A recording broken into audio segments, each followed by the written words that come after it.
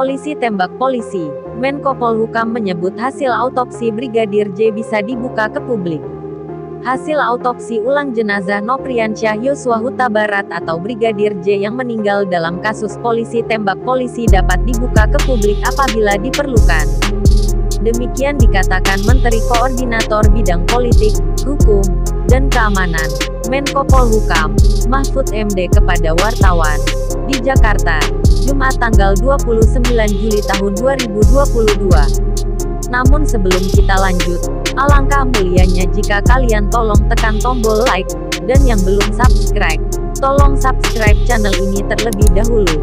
Karena dengan subscribe channel ini, kalian akan mengurangi setidaknya satu orang pengangguran yang berada di Indonesia. Oke, tak pakai basa-basi, langsung saja ke pembahasannya. Mahfud MD adalah pejabat setingkat menteri yang bisa dikatakan menyebut keterangan yang disampaikan Kapolres Jakarta Selatan non-aktif, ada hal yang kurang jelas. Banyak mengundang pertanyaan publik. Menurut Mahfud MD, aturan hukum yang ada saat ini tidak melarang apabila hasil autopsi ingin disampaikan kepada publik, termasuk tidak ada aturan yang membatasi agar hasil autopsi hanya bisa dibuka dalam proses persidangan dan sesuai permintaan hakim saja. Banyak pertanyaannya, karena ada yang mengatakan hasil autopsi itu hanya boleh dibuka atas perintah hakim. Menurut saya itu tidak benar.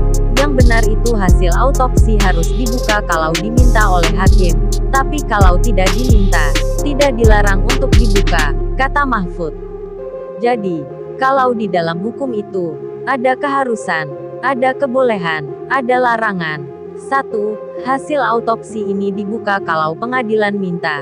Boleh disiarkan ke publik apalagi ini menjadi perhatian umum, kata mantan Ketua Mahkamah Konstitusi, MK, ini, seperti dilansir Antara. Menurut Mahfud, pembukaan hasil autopsi ulang tersebut menjadi semakin penting karena publik maupun pihak keluarga meragukan hasil autopsi yang dilakukan terhadap jasad Brigadir J. Oleh sebab itu benar Kapolri, nanti kalau diminta hakim, hasil autopsi itu disampaikan.